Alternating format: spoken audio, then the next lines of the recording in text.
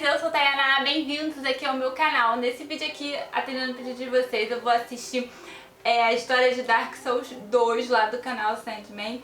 E eu já tinha assistido há tem bastante tempo e, gente, é um jogo bem difícil. Eu nem sei se eu fiquei meio confusa, acho que deu pra perceber no primeiro vídeo da história, né? Que eu fiquei bastante confusa, mas mesmo assim, bora assistir a história do jogo 2, né? E, cara, todo mundo falando, né? Eu nunca joguei jogo, obviamente, né? Mas todo mundo falando que é um jogo muito difícil, sabe? Que tu ama jogar ele, mas tá amando, enfim, cara, bem confuso. Enfim, então bora lá ver pra ver o que eu vou achar, o que eu vou entender, né? Mas bora lá, mas antes de começar, deixa o like, tá? Pra me ajudar aqui na divulgação do vídeo do canal. Aproveita e se inscreve se você ainda não for inscrito. Ativa o sininho também pra você sempre saber quando tiver novos vídeos por aqui. Então bora ver. Fala aí, galera ligada no meu canal do YouTube, Sandman aqui. E hoje, depois de anos, depois de vários pedidos, eu trago a vocês a história completa de Dark Souls 2, retomando aqui a saga Souls no canal. O canal conta com as histórias do Demon Souls, Dark Souls 1, Sekiro e Bloodborne, e diferente desses jogos que eu mencionei aqui, esse aqui teve um roteiro feito a 3 mãos. Teve a minha supervisão e as minhas pontuações, alguns acréscimos do Lucas Ferreira, que é inscrito aqui do canal, sempre teve dando uma moral muito grande aqui, e o Felipe Turesso, que eu contratei para fazer esse roteiro e que já tinha participado na criação do roteiro do Witcher 1. A gente trabalhou em conjunto, um mandando material pro outro, até sair o roteiro para esse vídeo que vocês vão assistir aqui. Então esse vídeo tem tudo para corresponder às expectativas de quem aguardou esse vídeo há bastante tempo. Eu devo muito ao crescimento do meu canal nos últimos anos, a fanbase dos Souls-like, principalmente os da From Software, e eu espero corresponder a essas expectativas nesse vídeo aqui. Mas antes de começar o vídeo, um aviso rápido: tem muito console da atual geração, da geração passada, que está entrando em promoção, e se você quiser comprar jogos, controles, consoles, acessórios, eu estou disponibilizando tanto na descrição quanto no comentário fixado aí embaixo links para vocês comprarem. Então, se vocês quiserem comprar qualquer coisa que vá de livro a maquiagem, basta usar os links que estão aí na descrição e você vai pagar exatamente a mesma coisa, mas o canal ainda vai ganhar comissão para poder ajudar nesses custos aqui, custo com roteiro, custo com edição, custo com thumbnail, tudo isso. Além disso, existe alguns recursos, que é o Valeu Demais, que você manda um apoio para um vídeo específico, pode ser esse caso vocês achem que vale, e aí você não precisa fazer nenhum tipo de assinatura, ou pode ser também você querer se tornar um membro, que aí a partir do ano que vem os membros terão mais recursos, como indicar temas para vídeos e receber vídeos com uma semana de antecedência, dentre outras coisas. Então, meu jabá tá feito aqui, se acomoda aí e bora lá para mais um Por Dentro da História.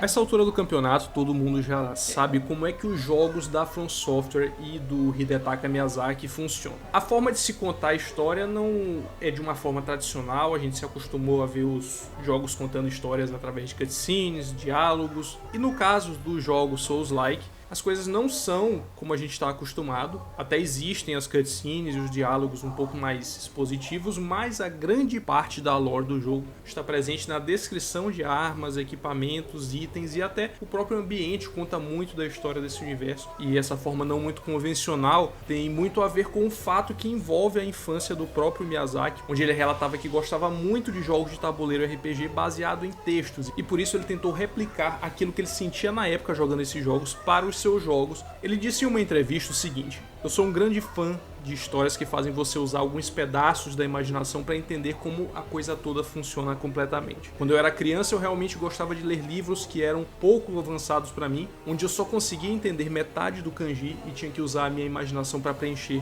as lacunas. Meu objetivo é trazer esse tipo de experiência para os videogames, onde você usa a sua imaginação para completar as partes que faltam. E é exatamente esse sentimento que ele conseguiu colocar na sua franquia, e por isso existem tantas teorias envolvendo esses jogos, e até por não ser ser convencional, muita gente acha de forma equivocada que os jogos da From Software não possuem história. A história de Dark Souls 1 se encerra com duas possibilidades: ou o Undead escolhido encerra o ciclo e abraça a Era das Trevas, ou ele renova o ciclo reacendendo a chama, assim como o Gwyn fez. E agora o que ele fez?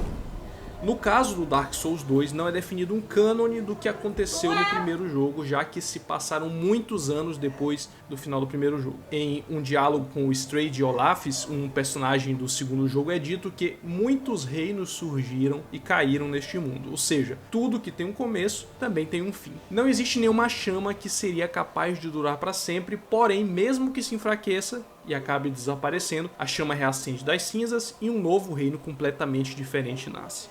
Sendo assim, depois de Dark Souls 1, muitos reinos surgiram e sucumbiram incessantemente até que, enfim, o reino de Drangleic é criado. Vendrick obteve as 4 grandes almas, fundou Drangleic e se tornou rei. Estas almas estão relacionadas aos grandes seres do primeiro jogo e se percebe o quão poderosas elas são. Não é à toa que por meio delas, Gwyn, Nito e a bruxa de Izalith tornaram seres extraordinários com um imenso poder. O reino de Drangleic se expandiu com a ajuda de Aldia, irmão de Vendrick. O reino prosperou e, evidentemente, Vendrick estava preocupado em mantê-lo. Misteriosamente surgiu uma belíssima mulher que mais tarde se tornou esposa de Vendrick e, consequentemente, rainha de Drangleic.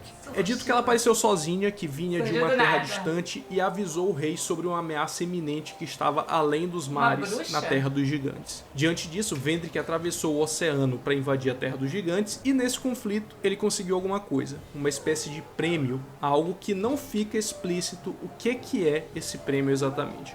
Ele levou consigo esse algo até Drangleic. Em posse dessa coisa enigmática, Vendrick conseguiu criar vários tipos de golems que aos poucos construíram o castelo de Drangleic. Aldia realizou experimentos com objetivos diferentes e finalmente o reino entrou em um longo período de paz e prosperidade. Aliás, uma paz tão profunda que, analisando friamente, se assemelhava a algo que já foi visto há muito tempo atrás: a própria escuridão. Tudo parecia ir muito bem até que lentamente a maldição dos mortos-vivos começou a aparecer nas pessoas e o desespero dominou Vendrick. Ele procurou meios para impedir a propagação da maldição, na qual ele via como uma doença, e tomou as medidas necessárias para exilar as pessoas que se transformavam em mortos-vivos, dentre outras coisas que não surtiram efeito. Ou seja, percebeu-se que esta maldição era algo muito mais grave. O interessante nisso é que essa maldição não é tão incomum pra gente. Ela existe desde os eventos de Lordran e agora surge como uma nova temática para Dark Souls 2. Aparentemente, a maldição está relacionada com o enfraquecimento da primeira chama, assim como aconteceu em Lordran no primeiro Dark Souls. Portanto, existe um ciclo nesse mundo onde reinos nascem, prosperam e entram em decadência, dando a gênese à Era das Trevas. Ao que tudo indica, esse destino de cada reino que surge nesse mundo é inevitável. Entretanto, Vendrick e Aldia pesquisaram formas de impedir este ciclo com o intuito de preservar o reino de Drangleic.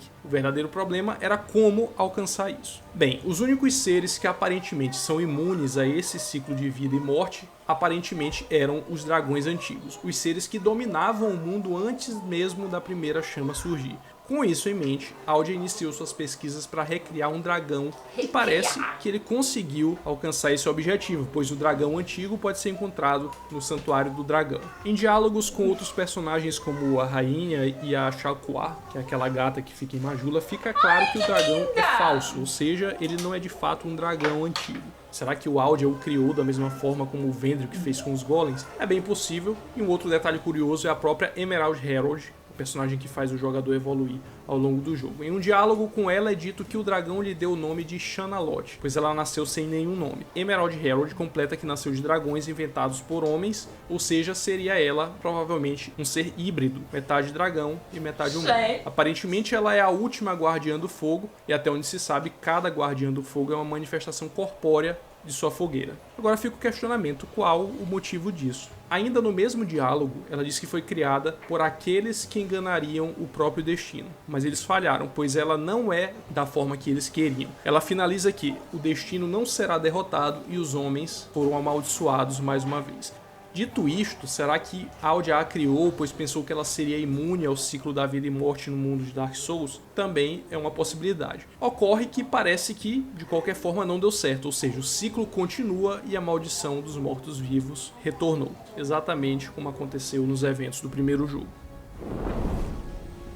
Enquanto Aldia e Vendrick pesquisavam formas de impedir o ciclo da vida e morte, os gigantes possivelmente se uniram e atacaram Drangleic em busca de vingança devido à primeira vez que Vendrick invadiu as terras deles. Isso resultou numa guerra que durou muito tempo, talvez décadas, e o caos tomou conta de Drangleic. É possível que, diante dessa situação problemática em Drangleic, a guerra constante, o ciclo de vida e morte, Vendrick refletiu bastante sobre as causas dos problemas que agora enfrenta e talvez chegou na conclusão de que tudo é obra de sua esposa. Afinal, ela veio sozinha de um lugar distante, foi ela que o persuadiu a atacar os gigantes, foi ela a responsável pela Era da Escuridão que agora paira em seu reino. A guerra trouxe consequências horríveis ao reino de Drangleic, no qual ficou em ruínas e com apenas poucas pessoas. É neste período que o jogo começa propriamente. Você já encontra um mundo totalmente devastado. A cutscene inicial mostra um humano vagando por terras abandonadas e cinzas, pois ele se tornou um morto-vivo, um zumbi sem memórias ou propósito. Eventualmente ele chega em Drangleic, totalmente devastada, com o objetivo de encontrar uma maneira de quebrar a maldição dos mortos-vivos. Assim como no Dark Souls 1 existia o Chosen Undead, aqui o protagonista é chamado de o Portador da Maldição. Ele acaba encontrando Emerald Herald e recebe a tarefa de obter as 4 grandes almas para dar prosseguimento ao seu objetivo, pois apenas com as almas maiores e mais fortes o portador poderá encontrar Vendrick. No momento, sua alma frágil e pálida não será capaz de encontrar o rei. A partir daí, o jogador avança no jogo e vai descobrindo todos estes detalhes, obviamente não de forma cronológica, como eu falei lá no início, e talvez esse seja o motivo que deixa a trama um pouco mais complicada. Estas 4 almas que eu mencionei estão relacionadas a Sif, os Sem Escamas, a Bruxa de Izalith, Nito, e a 4ª alma, que pode estar relacionada a Gwyn, ou ao Four Kings, porque se vocês lembrarem, o Gwyn dividiu a sua alma entre 4 reis. Parece que essas almas são resquícios das almas desses chefes do primeiro jogo, ou talvez reencarnações desses lords. E com elas, o portador da maldição terá um imenso poder, assim como o morto-vivo escolhido teve no primeiro Dark Souls. De posse dessas grandes almas, o protagonista vai atrás de Vendrick e descobre que o rei negou o destino. Sendo assim, ele se recusou a reacender a fogueira. Ele fez ao contrário do que Gwyn fez em Dark Souls 1, se sacrificando na chama para que a Era do Fogo continuasse. De alguma forma, Vendrick descobriu a verdadeira natureza sinistra de sua esposa e criou um plano para impedir que ela tivesse acesso à primeira chama. A rainha, na verdade, se chama Nashandra, e ela deseja muito a chama, mas não se sabe ao certo por qual motivo. Ela nasceu da escuridão com um desejo insaciável por poder e suas origens remetem a Manos, o pai do abismo, o responsável pela destruição de Olasilo na DLC Artorias of the Abyss.